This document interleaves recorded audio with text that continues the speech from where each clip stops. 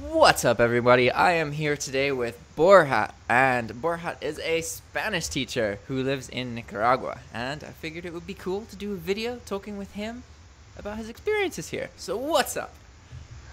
Hi, Jack. How are you? Very good. Very, very good.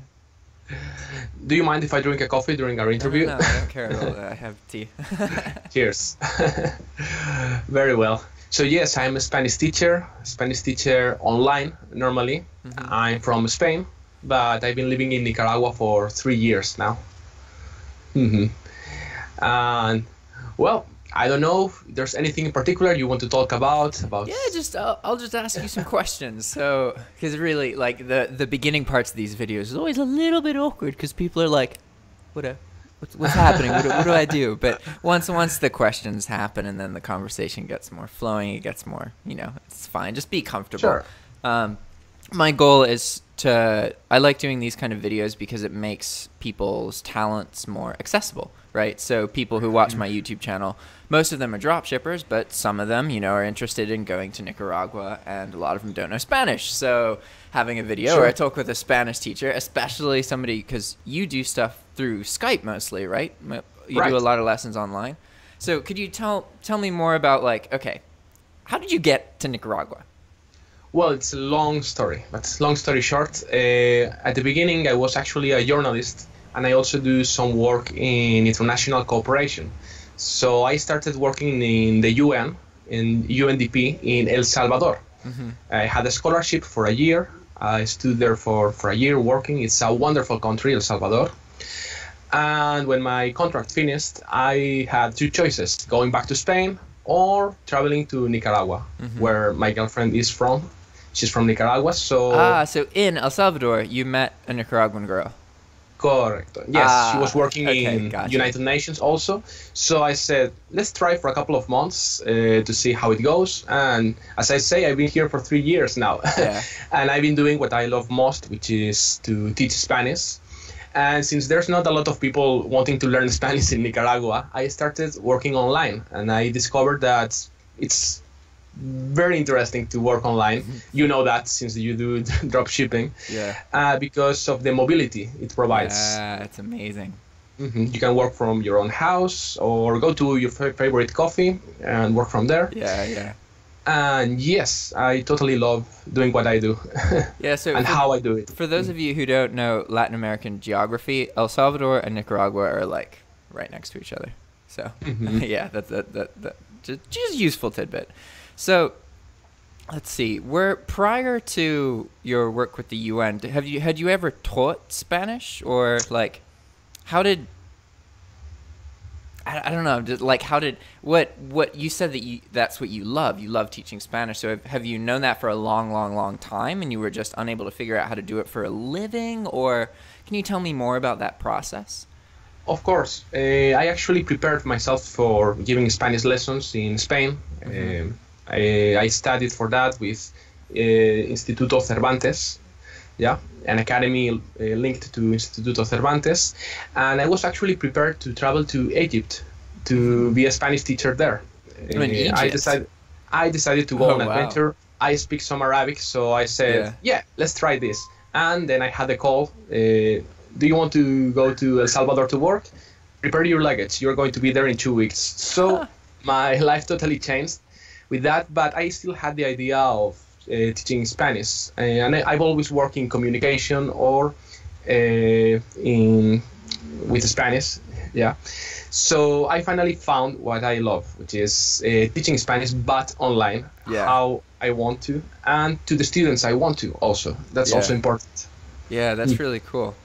And so if anybody is watching this and you want to learn Spanish, or you're thinking about coming to Nicaragua, but you don't know Spanish yet, oh, don't be like me and not know Spanish in Nicaragua. You really should know Spanish. It definitely makes things better. You'll meet more people. It's great. So let's see. What does a lesson, like, say that someone contacts you and they want to, what happens? Like, what does it look like? The very first thing I asked them, even before our first call, is why? Why do you want to learn Spanish? That's very important, because if you want to learn Spanish for your job, you are going to need certain abilities, certain skills, and we can totally adapt to that. If you want to learn Spanish because you are forced by your parents, probably that's not the best situation. So I try to avoid that, sincerely. Yeah. But I don't have a problem teaching students who, kids or teenagers, but normally when they are forced by their parents, that I feel that as a problem, because I really enjoy teaching to people who really want to learn. Yeah, who are engaged. Yeah. So, for example, if you are planning to travel to Nicaragua, Spain, or any other Spanish-speaking country, then that's something I really need to know. The other second thing I need to know is the level, because once we know the level, I can also adapt to that. But on the first class, we start in a very simple way, introducing ourselves. For example, yo me llamo Borja. Yo me llamo Jack. Muy bien. ¿De dónde eres, Jack? ¿De dónde? ¿Qué es esto? Eres. Where are you from? I have trouble answering that question in English. Oh, man. You see, that's something we learn how to do in the first class. So in 1 hour, you know how to introduce yourself. I always introduce my family and friends also through pictures to see that I'm not a robot, that I really live outside this screen. And just to learn how to introduce other people. And I use practical examples always in the classes. And I always like to give the student the feeling that the abilities they are learning, they are not only grammar or vocabulary or they're not just studying nouns. Yeah, it's not about putting words together. It's about using real knowledge that you can use on the street if you go to the market. Yeah, it's interesting because I have not prioritized learning Spanish at all, and for me a lot of that is because of the reasons I ended up here. Like, if I had planned on coming to Nicaragua, I definitely would have put more time into learning Spanish. But because I was here for a YouTube event around English speakers, and then I was supposed to go back, and then that one, stuff happened, and then life happens. But it's I don't interesting. Know what Sorry. It's interesting. Like, you don't have to be fluent to get around, and to as long as you know the number system, then that enables you to buy most things and deal with taxis and that kind of stuff. It's pretty minimal, the amount you need to actively do things in Spanish. Oh, but of course. When it comes to having those conversations where you connect with people and explain the emotions you're feeling, that is much trickier. Of course, that's why it's so important to know the motivation of each person. For you, who you are a traveler and you already know what you need to go in a taxi, to order in a restaurant, to order cerveza, maybe, the beers. Cerveza. Cerveza. So yeah, that's very important. And I wanted to say that it's funny what happens in Nicaragua. We all plan to come here for a couple of weeks, a couple of months, but we all end up being here for years. Yeah. Be careful if you go to Nicaragua, because you might stay. Yeah, it's interesting. I get a decent amount of messages on, because I run the YouTube channel, obviously, and I'm public about my Facebook and my email, so people contact me, and a lot of people are like, oh, I want to come live in Nicaragua, and then they're like, can I just open a Chinese restaurant there? Is that a thing? And it's like, you should probably visit first. Don't just grab your whole family and come here for the first time. Visit, get a feel for it, figure out where you like, I just had a conversation recently about San Juan del Sur. San Juan del Sur. That I feel like that's not, I don't know. I personally don't really like San Juan because I am not a partier. I don't enjoy partying. And San Juan is that's the whole point of that town, I feel like. Is there anything in San Juan that's not party oriented? It's all oriented? about party and beat.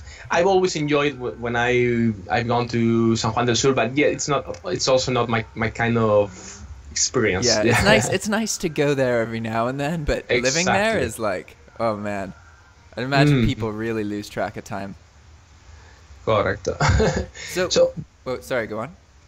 No, sorry, go on. What's your favorite place in Nicaragua? In Nicaragua, good question.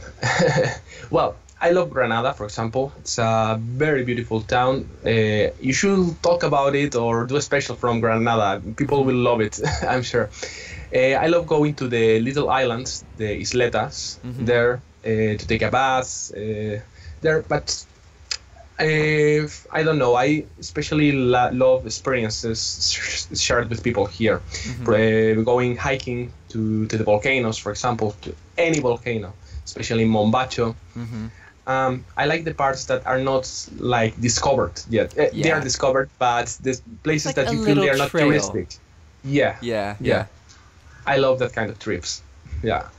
Yeah, me too. Being my favorite thing about Nicaragua, well, one of my favorite things is the trees. There are so many like huge, awesome, beautiful trees that have all these like vines going everywhere. It's surreal. It's like alien life. The quality of the trees. Yeah, I planted one a year ago, and I'm really concerned right now because of its growing rate, because I think it's going to break my house or something. Oh, it's growing fast? Yeah, an avocado. An avocado tree. Yeah. Aguacate. Well, I had one here because I had a class before our conversation. I was explaining things of the market, like aguacate, plátano. As you can see, plátanos are huge here in Nicaragua. Yeah, it's funny. The plátanos are big, and then the banana is small. Small, pequeños. So can you tell me what's the difference between, like, sometimes people say pequeño, sometimes people say poco? Pequeño is about the size. El aguacate es pequeño. El plátano es grande, ¿sí? Pequeño, grande, but poco means few. It's about quantity, not about size. So, pocos aguacates, a few avocados, muchos plátanos. Okay. So if you had 5 plátanos, you could say poco aguacate, not poco. Pocos aguacates y pocos plátanos. Correcto. Interesting. ¿Sí? Yeah, there's some words that I use that I don't fully understand how to use them, but I have no problem with sounding like a kid as long as, you know, the message is clear. So of course, the first thing is confidence when you speak, and if you make mistake, it's okay. It's also okay to correct them, of course, but the first thing is to be able to communicate. Yeah. It's, I think with anything, languages included, people tend to be, they want to be perfect and right, but in order to get to the point where you really understand something, you have to be willing to just throw yourself out there and sound like an idiot sometimes and learn from it, because if you don't do that, then you're not going to get to the point where you want to be at, and your fear holds you back, you know? Exactly. I always encourage my students to practice their Spanish in their daily life. And it's funny because I have students in a very basic level. They are in their first classes, and they use them at their job. I have a student who is a nurse, and he tries speaking that with their patient, and she's starting. And I have others who are in an intermediate level, and we talk all our classes in Spanish, but they don't apply it. It's like, no, I don't feel confident enough, but you should do it. Yeah.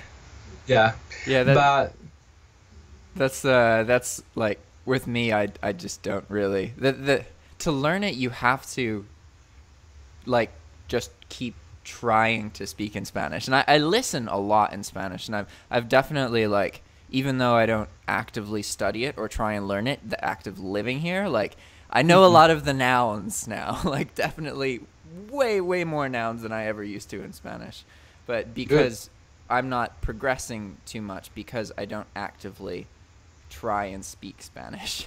Well, so, when you want, we can go get a coffee and have a few free classes. Yeah. And we can answer maybe your questions, or that might be let cool. me know. I think at some point, I probably, because I'm leaving Nicaragua in like 25 days. I'm moving back to the States. So there's probably going to be a point where I come back here to visit and then actually want to, like, learn more about the culture and the language. But because, like, I was in a position in my life where I was struggling for years and years, and I just got to a point where I can now earn a living from the computer, and I've been setting all of that up. It's just the timing is, my priorities aren't set, if you know what I mean. Of course. But there will be a point where I'm actively trying to travel and experience culture, and also bring other people with me to show them. And in that situation, then I will be, especially now that I've been in Nicaragua and I know people here, it'll be interesting for sure. Good, nice. So how much? We haven't really covered cost. How much? How do you figure out how much to charge for lessons? If you don't mind me asking. I try to be competitive with prices in the United States, so I don't feel that my prices are too cheap, but I don't want my classes to be cheap, because I think the important thing when you have a business, or in this case when you are teaching a language, is to really think about what you can offer. Yeah. And I can't compete with a teacher who charges I don't know, some crazy prices I've seen, but I also don't offer the same as those teachers. So I've decided to have a price that I think is reasonable, that can be affordable for the kind of students that I want to have. Yeah. And I can always accommodate and be flexible in certain aspects when they pay in packs, for example, when they know that they are going to continue for an amount of time. So I think my prices are quite reasonable. At least I haven't had any complaints from my students. And by the way, I'm also offering students who are in Nicaragua, especially volunteers or travelers who are just passing through. I'm offering them a couple of free lessons. Normally around 2-3 lessons if they want to meet in person or have them by Skype. I'm trying to prepare them for the first experiences in Nicaragua, because I love teaching. It's something I don't mind doing if I have the time. Yeah. Normally I meet in a coffee near my house when we can talk in Spanish. What coffee shop? It's called Café de la Finca. De la Finca. Ah, so that's not a chain. That's no. That's good. It might become into a chain because it's great. It's been in some international competition. Actually, now awesome. They are competing for the best barista of Nicaragua this week. I think they're going to win. That's again. Awesome. Yeah, they have only 2 years and they are great. So it's a very nice place. I normally meet there. Yeah. And I'm helping volunteers for their first steps into Spanish. So yeah, I need to do a video with Camila about that. So I like to open an invitation to everyone coming to Nicaragua to reach me, and we can have some free classes, so they can be able to talk in Spanish. And so if you want to contact Borja, if they want to contact you, I'm going to put your contact information in the description of the video. But what's the best way to get in touch with you? They can contact me by email. I can provide you my email also, and my website. It's still on development. I have it, but I'm constantly improving it. But they can contact me both ways. Okay, cool. Yeah, so after this, if you can send me the links, then I'm not sure when this video will air. Probably, because I usually have between 3 and 10 videos that I've already recorded, and so then I just kind of pick which ones based on what I've published recently, based on days of the week, all that kind of stuff. So I'm really trying to build because on YouTube the way audiences work is, okay, I make videos about dropshipping, so a lot of my audience wants dropshipping videos, but I don't want to only be known as a dropshipper. I want to make videos about everything, right?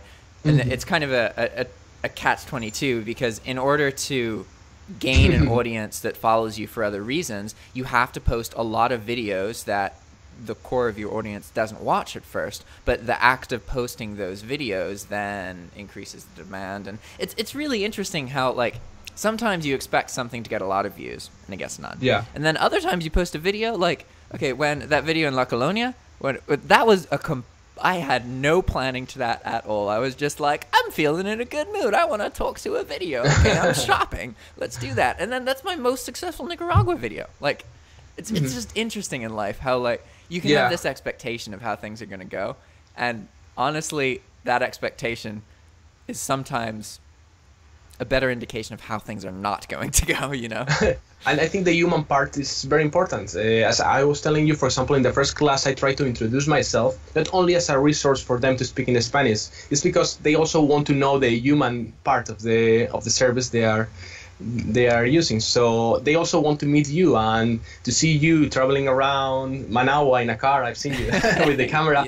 That's cool. That's oh, okay, this is Jack. He's not only telling me how to do this kind of things, he's also he's also placing his life in danger in the back of a truck. For example, yeah. So yeah, I think people like that part. I do. I certainly do when I see your videos. Yeah. So I think it's important. Yeah, it's interesting how, like my mother, for example, growing up, she was always like, do not share any of your information. Don't let people contact you. Don't have like, she's just very hesitant to share things publicly. Whereas my like everything about me is completely public, so that really like went against what she taught me. But I found that by making yourself accessible, like it's just so much like there's loads of times in my life where I've gotten an opportunity because people trust me because they can know me without ever meeting me because of the YouTube channel. So and that's like the whole reason I was able to go to Nicaragua in the first place was because of the YouTube channel. I got a house in the States I got a house twice in the States because of my YouTube presence. Wow. And well, one was YouTube and the other one was my eBay store, because showing that I ran a big eBay store. It's just it's interesting how these things can help us out. That's right. I think, yeah, it's important, especially for us who work online, because we have virtually we have an international market. We have the opportunity to reach everyone, but it also can be very shady for some people. Like, oh, these online things, probably it's all a scam. Or I've had some students, for example, sometimes that when they reach me at the beginning, it's like, I've never tried a service from the internet. It's the first time for me, and I don't know, they're looking for the catch or something. Yeah. There's no catch, but we need to show them yeah. who we are, and yeah.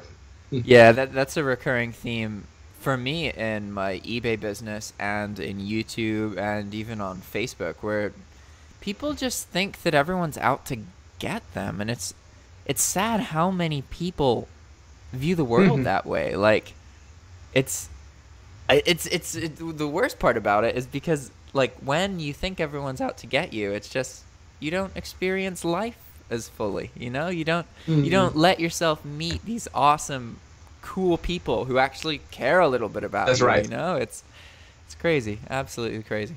So how do you handle payments and banking here? Normally I work through PayPal. Or also right now I'm into Payoneer. I don't know if you know Payoneer. I know of Payoneer. I don't have any personal experience with Payoneer though. It's like a electronic bank. It's also a matter of concern for some students sometimes at the beginning when I tell them, okay, you can also pay by Payoneer. Look, wait, what is that? Right. PayPal, okay, we have accepted PayPal into our lives. Yeah. But there are other methods of payments. Bitcoin. For example, Bitcoin. I have some attraction into Bitcoin, but I've never tried anything yet. But yeah, I think that for Nicaragua, at least right now, what works best for me and most of my students is PayPal. Yeah. Or Payoneer. And so for you have a bank account, I'm assuming, because you transfer the money from PayPal into a bank account, right? I have several right now. So can you share more about that? Because this is something that anyone traveling in Nicaragua, it's useful, you know? Of course. Well, right now it's complicated because I'm a Spanish teacher online. I'm a freelance, but I also collaborate with another academy based in California. And I act as an academic coordinator with them. So I provide them certain services, helping other Spanish teachers to prepare themselves to be Spanish teachers online. And I help them through their relation with students. The new students of the academy, they reach me, and I put them into contact with their teachers, right? So the payment for these services are through remesa. I don't have the word right now for remesa. They send money to a bank where I can a wire. A wire, correct. Yeah. See, so I receive money sometimes from that method, and I think many people in Nicaragua receive that from families, for example. I don't know if that can work for some people coming here, if they want to receive money from their families, for example. And I also receive payments via PayPal, which I don't use any of that except to pay online right now because it's all wired to my account in Spain, which is in euros. So I will have to change euros into dollars, which it's not a then you lose money. It's not a good thing to do right now. Well, euros into dollars maybe, but well, I received that money, and I also received via Payoneer, which is the money I can actually use here because I have a card. Yeah.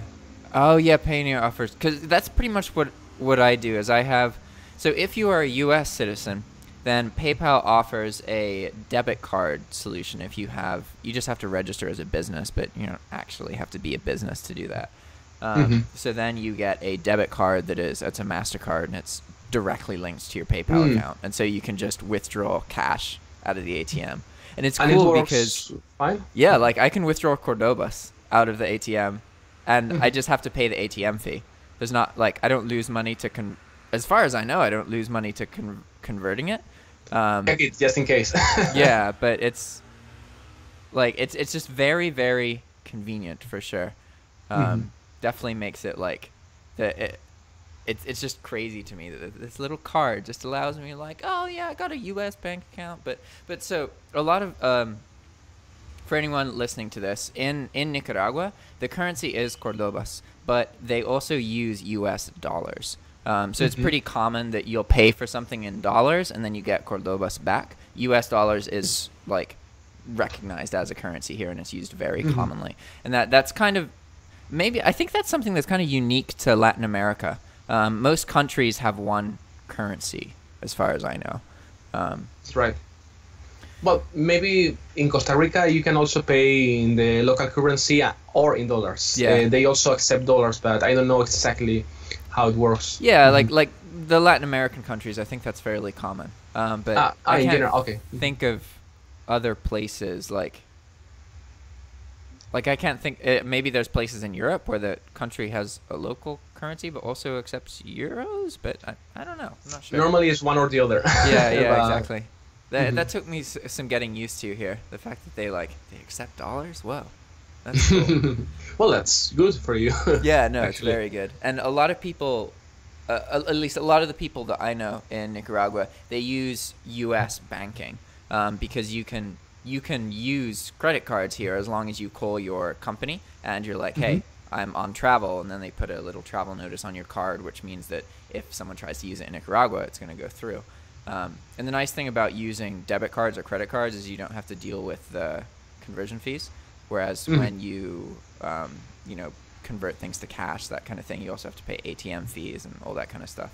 Yeah, that's right. It's pretty awesome. It's something one has to research when traveling to another country, because it also depends on the country you are traveling from, because maybe many people who view you on YouTube, maybe they are not from the States. So yeah, it's something we have to check before moving to another country. Yeah, definitely. All right, so is there anything else you want to go over? Anything? I don't know. Well, I would like to thank you for this opportunity to talk. I really enjoyed this conversation, actually. Awesome. Yeah, I'm trying to do more of these non-dropshipping related conversations. So I'm really hoping that, so at being in Nicaragua, it's on one hand a big opportunity because the cost of living is so cheap here and there's internet access. So if you can figure out how to earn money online, then it goes way, way, way, way further than it does in the States. But the trick is that it's hard to get the money. It's hard to get. Exactly. If you don't have a U.S. citizenship or European or some citizenship in a country that's more, I don't know how to say. It's just tricky. Like, for example, if say that someone wants to be a YouTuber in Nicaragua, they can't get ad revenue from videos, and they can get a PayPal account in Nicaragua, but they can't link a Nicaraguan bank account to the PayPal account. So it sucks, because if they could, it would be like fairly simple to change your life from a computer, but because of that, you have to kind of work with somebody who has that identity. So one thing I'm really, really hoping will happen is I now live with 3 other people who have passion for skateboarding and other things, right? So I'm going to try and get them to make more videos, and then publish, after I leave, hopefully publish videos onto my YouTube channel, because then I can just wire them the ad revenue from that. Wow, from that the would be videos cool. they make. Yeah, and I'm really hoping that I can get them to realize how big of an opportunity that is, because then over time they'll make videos, and that's good for me because I really like the idea of having my YouTube channel just be a hub of information, and there's like 5 or 6 videos being published a day from a bunch of different people, and it's just like too much information to watch all at once, you know. But I really like that that concept, especially like for Camila in particular. Like, she runs an organization that like works with communities and literally just helps people. That is perfect for video, like absolutely perfect. And really with YouTube, I think the biggest opportunities come from when you are already passionate about something and you're already doing something, and then you just make videos about the thing that you were doing anyway. Because you don't have to like be like, oh, what am I going to do a video about? It's like, well, I was doing this today. I'm just going to record a little part of it, and it's really, really, really great. So I'm hoping that somebody I'm living with now in the long run will be creating content, because that would be really cool. But you know, who knows? Well, I envy your ability to talk naturally about any topic that you are passionate about. I think not everyone has that ability like you, that you can do videos about something and it's very natural, and it's like you really feel what you say. Yeah. For me, at least, it's not that easy, but I totally understand what you mean. And yeah, the problem here is is what you mentioned, that receiving the money, it's quite a problem right now. And I've talked with many other teachers who were interested in giving online lessons, and I helped them about the methodology. We shared some advices I've learned from them, but they asked me, okay, Borja, but how do you receive payments? But I have the advantage of having linked my account with my PayPal account to the ones in Spain. Yeah. But they still are not very sure. That's why I recommend them to use Payoneer. But yeah, it's tricky right now. Yeah, and there's fees, and it sucks when there's opportunity that exists, but there's a lot of kind of hoops that you need to jump through, because even if it's possible and doable, it's still going to prevent most people from doing it because it's not convenient. And there's always ways to work around it, but learning that can be quite tricky.